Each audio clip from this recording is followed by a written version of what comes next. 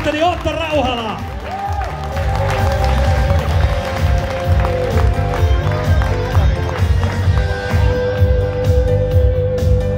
Täällä on johdot ihan sekaisin, mutta ei se mitään. Hei! Otto Rauhala, ensinnäkin lämpimät onnittelut voitosta. No kiitos paljon. Annappa nyt semmonen kapteenin virkaus tähän iltaan. Minkälainen ilta nähtiin sun silmin? No siis hyvä paluu voittojen tielle niin ihan ekan aika heikon viime viikon jälkeen. Niin tultiin tosi hyvin peliä ja eka erä oikein hyvää. Ja sit toisessa erässä oli muutama semmonen mitä meillä ehkä on ollut, että pelataan vähän huolimattomasti kiekon kanssa sinisten päällä ja kaveri pääsi niistä vähän niinku kääntää ja peliin mukaan, mutta sitten se toka erän loppukin oli ihan hyvää ja mun mielestä sitten, en oikein muista mitä vikassa siinä oikein tapahtui, mutta aika monta maalia tehtiin, että toi yksi ketju oli aika liekeissä, niin hieno katsoa tuommoista peliä. Niin, tässä on nyt tosiaan aika mielenkiintoisesti mennyt tää kausi. Voi sanoa, että alkukaudesta oli tiukkoja pelejä, jotka onnistuttiin kääntämään itselle. Sitten taas viime viikolla, jos nyt mietitään sitä yhtä peliä, niin oli myöskin taas sitten toisinpäin. Että oli semmoisia tiukkoja kamppailuja, että tavallaan esimerkiksi Ilvestä vastaan oli täydet avaimet voittoon. Mitä sä näet? Onko tää nyt vähän tavallaan sitä, että välillä osuu, välillä ei?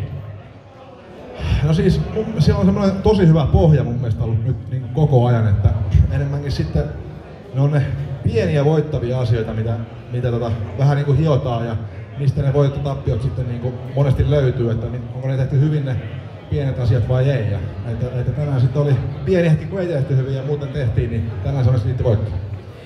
No, sulla tosiaan kaikki tiedetään, että taas kerran alkukausi oli sitä, että jouduit seuraamaan sivusta. Minkälaista se oli nyt seurata sivusta tätä alkukautta nimenomaan, kun kaikki tietää, että tässä on hyvin tavallaan erilaisella sapluunalla lähdetty tätä kautta pelaamaan?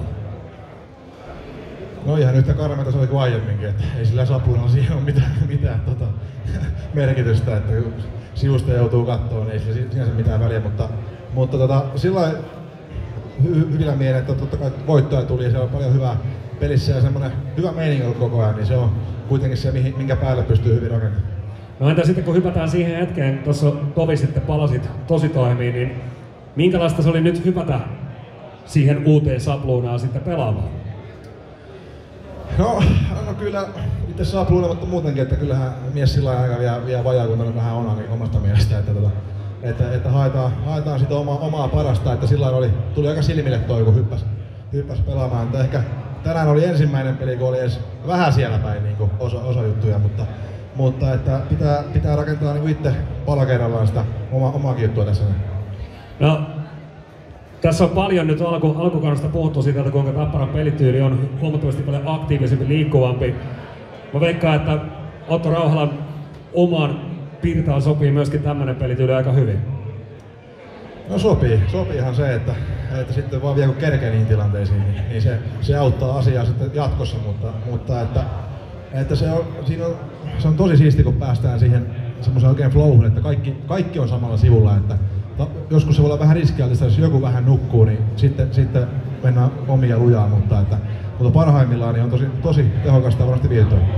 No tästä nyt katseet käännetään totta kai, vaikka nyt varmasti voitto maistuu makealta, mutta nopeasti käännetään katseet tulevaan viikonloppuun. Vielä on 2 kamppailua ennen maattelutaukoa. Minkälaisia ajatuksia herättää TPS Saipaat tulla tässä vaiheessa tuoreeltaan? No siis niin kuin sanoit, niin sen jälkeen tulee tauko ja voisi sanoa, että valitettavasti kun tiputtiin CHL:stä, niin eka kertaa mun uralla, niin meillä on vähän vapaatakin, että saa niin oikeasti huilata, niin kyllä varmaan niihin peleihin pitää niin löytää ne sieltä, että se tauko tulee sitten seuraavalla viikolla, mutta nyt on kaksi kovaa peliä vielä eessä ja että niiden löytäminen yksi kerrallaan, niin ei tarvitse mihinkään muuhun vielä keskittyä. Ei keskitytä sen enempää muuhun, kun käännetään katseet tosiaan perjantaita kohti ja silloin lähdetään Turkuun ja sieltä on tavoitteena jatkaa tätä orastavaa voittoputkea, eikö vaan? Juurikin näin. Hei, Otto Rauhala, kiitokset tästä ja onnittelut vielä voitosta. Kiitos.